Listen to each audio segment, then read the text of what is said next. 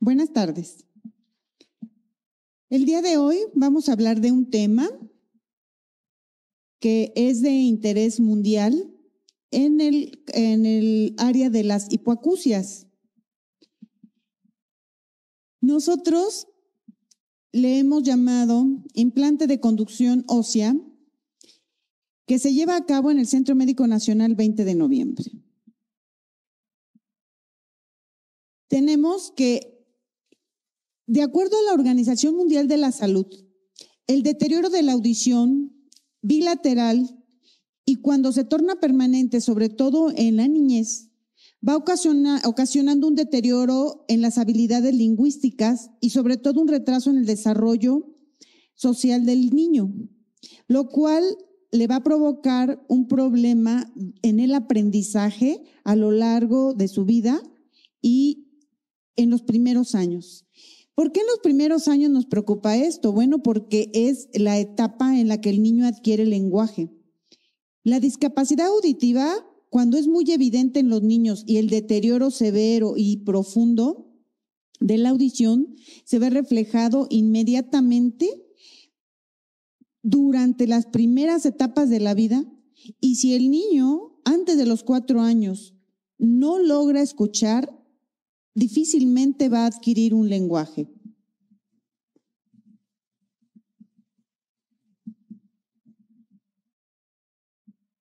En el mundo, de acuerdo a la Organización Mundial de la Salud, existen más de 1.500 millones de personas que viven algún grado de pérdida de la audición, y de 1.500 millones de personas, 430 millones necesitan servicios de rehabilitación en el área auditiva. De acuerdo a las cifras de la Organización Mundial de la Salud, para 2050 está previsto que casi 2.500 millones de personas más tengan algún grado de pérdida de la audición. Y de estas, al menos 700 millones requieren rehabilitación. Tenemos que la pérdida de la audición desde la infancia se puede deber a muchísimas causas: genéticas, complicaciones durante el parto, enfermedades infecciosas, sobre todo aquellas adquiridas por virus, citomegalovirus, parotiditis, rubiola, o aquellos niños que cursan con otitis crónicas desde el nacimiento. Exposición a sonidos fuertes, sobre todo en las personas adultas. El uso de medicamentos ototóxicos desde el nacimiento o incluso desde la etapa prenatal, y más aún ahora con el envejecimiento. En los niños, casi el 60% de las pérdidas de audición se deben a causas de otitis y complicaciones congénitas que pueden prevenirse desde el área de la salud pública. Cuando una pérdida de la audición no se trata, para un país le genera importantes costos, y en el mundo, de acuerdo a las cifras de la Organización Mundial de la Salud, se supone que cada gobierno en Estados Unidos gasta 980 millones al año en el manejo de los pacientes con pérdida de la audición. Entonces, esto nos lleva a que debemos de prevenir, detectar a tiempo, tratar la pérdida de la audición, porque este tratamiento, cuando no se lleva a cabo a tiempo, el costo es muy alto. Entonces debemos de tener y tratar que estos costos sean eficaces y que puedan suponer un gran beneficio para los niños o las personas adultas. Se prevé que solo un 17% de estas personas van a poder beneficiarse del uso de un audífono. Entonces, el porcentaje de personas que no lo llevan es muy alto actualmente y varía entre un 77 hasta un 83% de las regiones que tiene bien localizada la Organización Mundial de la Salud. Y solamente un 74 hasta un 90% se lleva a cabo en aquellos países que tienen unos niveles de ingreso altos. Entonces, esto nos lleva a pensar que aquellos países en el que los niveles de ingresos son muy bajos Difícilmente una persona o un niño que tenga pérdida de la audición va a poder beneficiarse del uso de alguno de los equipos. Bueno, tenemos nosotros que detectar primeramente en un niño desde el nacimiento o en la edad adulta que esta pérdida de la audición sea o de tipo conductivo, que la afección sea del oído externo o del oído medio, o bien que tenga una pérdida de audición de tipo neurosensorial en el que el daño va a estar en el oído interno. Tenemos actualmente implantes de conducción ósea. ¿A qué se refiere con estos implantes? Bueno, estos implantes utilizan la capacidad natural del cuerpo para conducir un sonido a través del hueso. Y esto puede lograr un impacto positivo inmediato en la manera de conducir el sonido y puede llegar hasta la cóclea, y que la cóclea genere un potencial de acción y se provoque un estímulo nervioso y que el paciente pueda comunicarse. Entonces, estos implantes de conducción ósea utilizan esta conducción del hueso para enviar un sonido directamente al oído interno, como vemos aquí. Se coloca en el hueso y se manda la señal a la cóclea. Estos procesadores de sonido van a captar el sonido que llega por el aire, lo convierte en vibraciones y las envía a través del pilar o la conexión magnética que se le coloca al paciente y que va conectada a este pequeño implante que se va a integrar al hueso.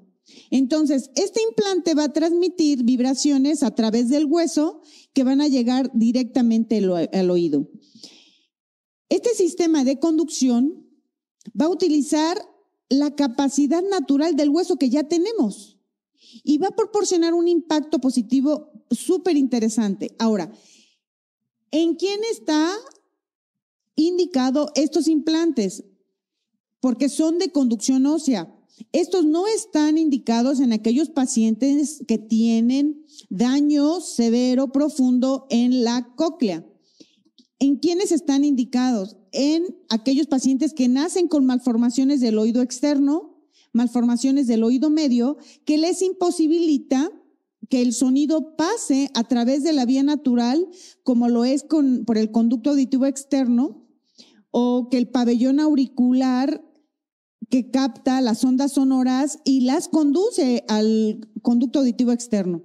Entonces, en aquellos pacientes, como aquí vemos, en aquellos niños que nacen con microtias o atresias del pabellón auricular, que no se les desarrolla el conducto auditivo externo y que tienen que ser sometidos a varias cirugías para poder reparar su pabellón auricular, todo esto les va a generar una hipoacusia de conducción. No van a poder transmitir el sonido por la vía natural.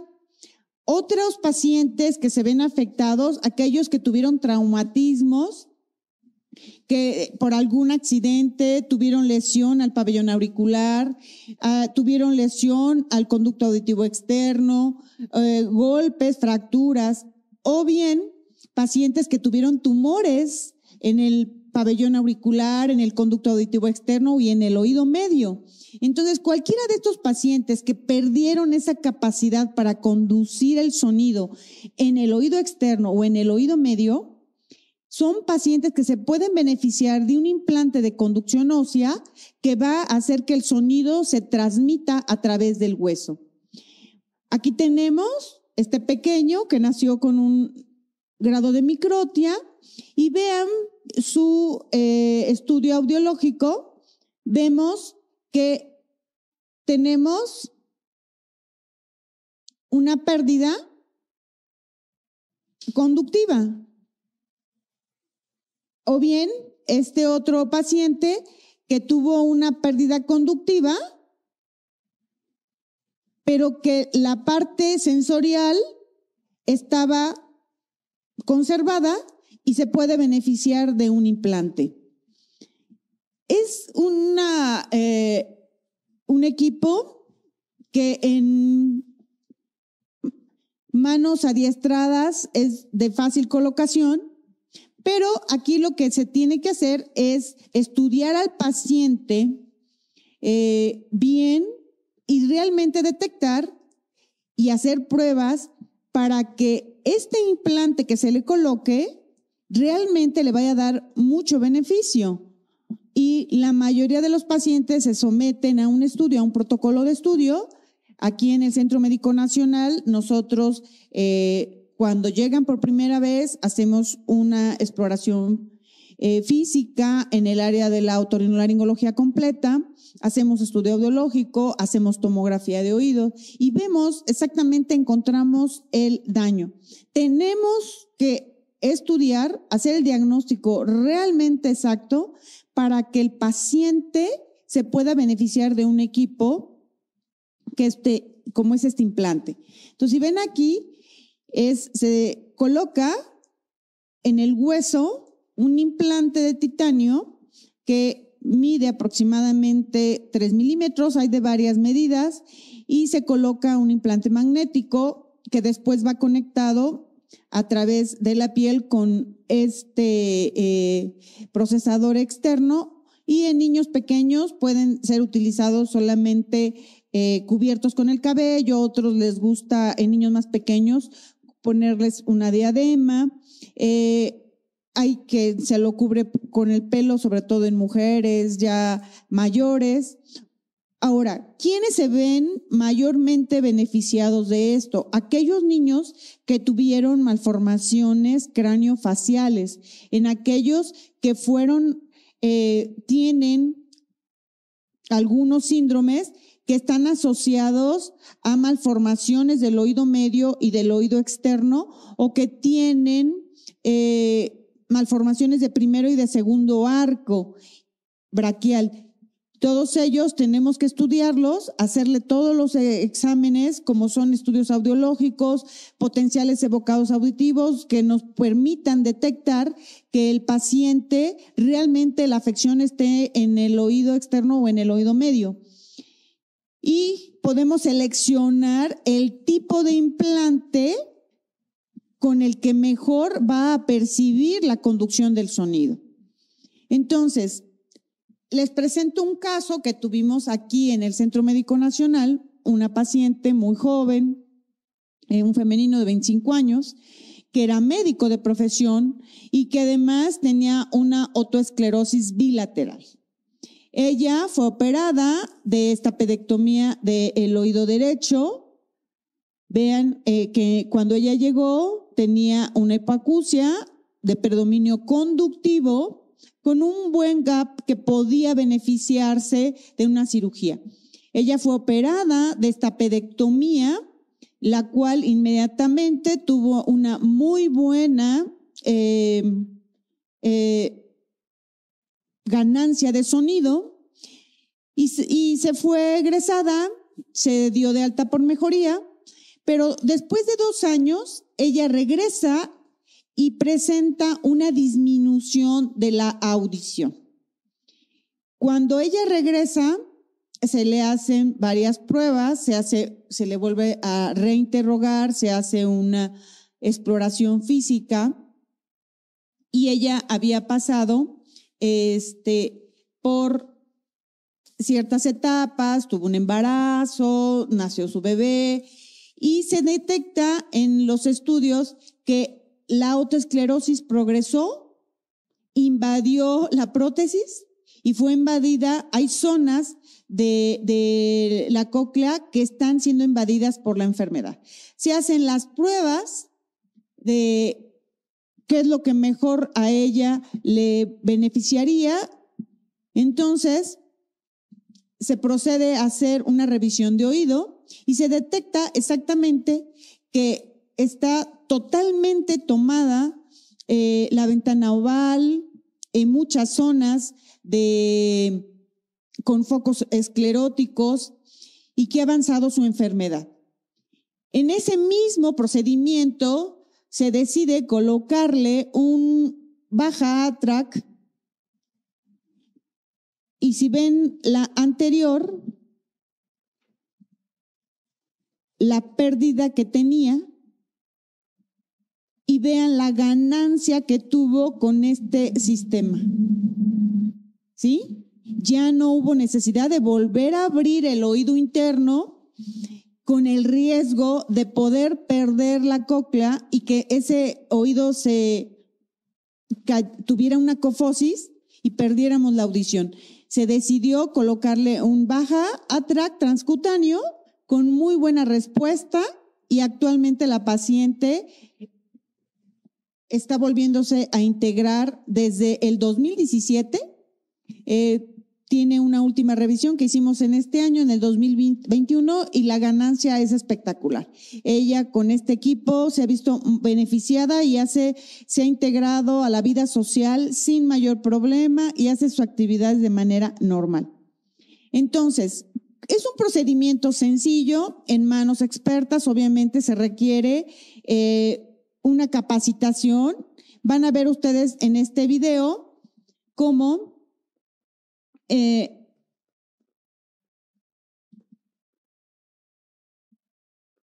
primero lo que hacemos nosotros es delimitar bien el área en la que vamos a colocar el implante, previas mediciones del pabellón auricular en la región retroauricular y hacemos el marcaje de la zona operatoria. Aquí estamos midiendo el grosor del cuero cabelludo, que no sea mayor de 6 milímetros, vean, y hacemos la medición en 3 sitios.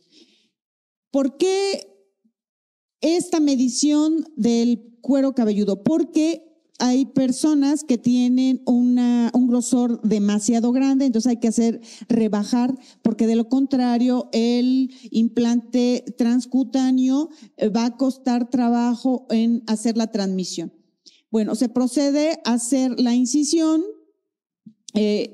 hacemos como un hemicírculo, vamos disecando por planos y respetando el periósteo. Si se dan cuenta, en esta área estamos respetando el periósteo en el hueso y previamente ya hemos colocado el sitio donde vamos a colocar el implante de titanio. Marcamos una cruz donde va a colocarse el implante, hacemos una disección del periósteo, nada más en la medida del implante, no despegamos totalmente el periósteo.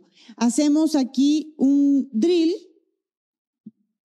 Primero lo hacemos con una de 3 milímetros, con una broca, luego lo hacemos con una de 4 milímetros, después lo hacemos con un drill avellanado.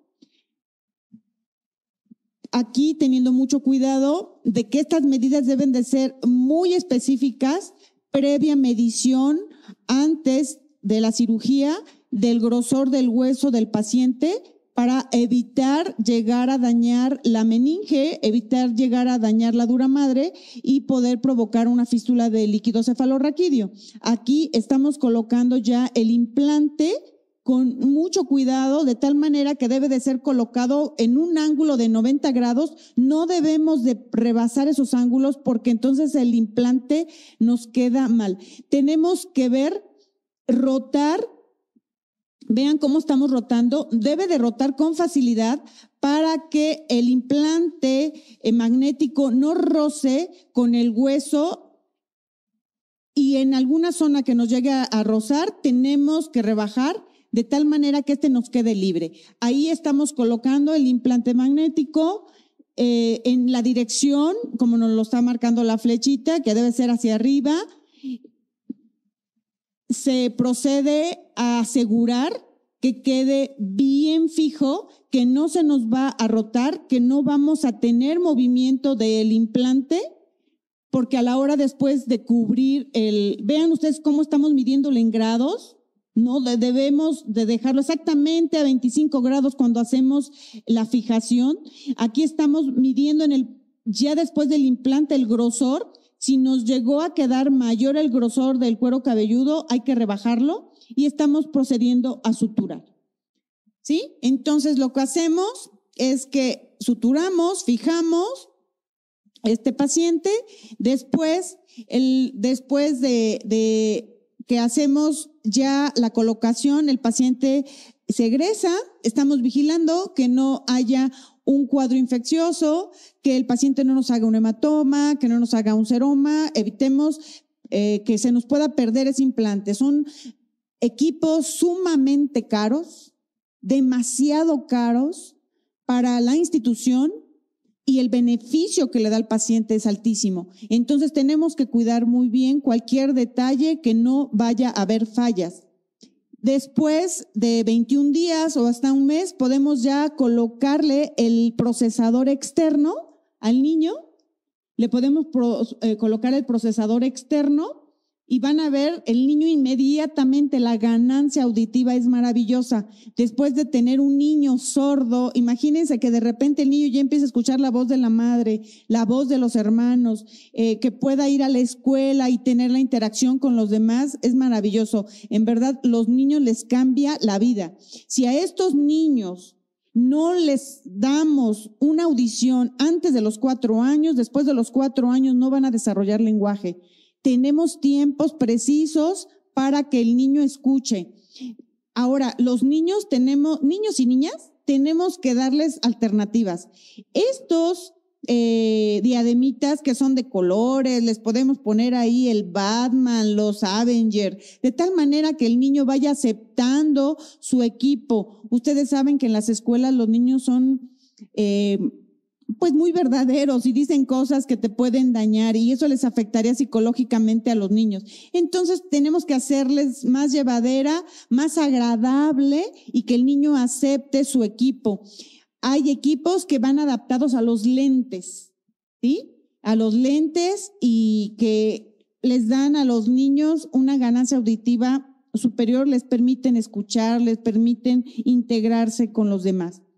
Ahora, otra maravilla de la tecnología, estos equipos, estos implantes integrados, el niño los puede configurar con su computadora, con la televisión, con su celular, con cualquier tableta, pantalla. A veces hasta nos hacen trampa. En los exámenes, las maestras se quejan. Es que el niño se prende su implante, pero como lo tiene ya con el celular, pues a través del celular ya están las respuestas. Entonces los niños son maravillosos en este aspecto. Ahí sí tenemos que cuidarlo. Pero la tecnología le permite al niño una dimensión enorme, un descubrimiento de lo que él se estaba perdiendo con la sordera que padecía. Entonces, estos implantes van a pasos agigantados con la tecnología. Entonces, actualmente en el artículo 4 de la Convención de los Derechos de las Personas con Discapacidad señala que es una obligación de todos los gobiernos emprender y promover la investigación y el desarrollo en los pacientes discapacitados, promover la disponibilidad y el uso de nuevas tecnologías, incluidas las de información y comunicación, ayudar a la movilidad con dispositivos técnicos y tecnologías que apoyen a todas las personas con discapacidad. Nosotros en el Centro Médico Nacional somos el único hospital en la República Mexicana que tenemos el programa en adultos. En el resto de la República Mexicana el programa solo es en niños. Aquí en el Centro Médico Nacional somos el único que este programa lo tenemos en adultos y en niños. ¿Por qué decidimos que el adulto? Porque el adulto que en el momento actual está trabajando, el paciente se incapacitaba por incapacidad total y permanente, y eso le genera un costo altísimo al país, a la institución. Sin embargo, tú con este equipo, que sí es caro, pero se lo proporcionas, el paciente no tiene por qué buscar una incapacidad total y permanente, porque tú lo reintegras a la vida social normal. Y entonces, este es un ahorro enorme al país, a la institución. Entonces, hay que difundirlo, hay que ver que la sordera tiene tratamiento y que no podemos dejar a nuestros niños en el limbo. Muchas gracias.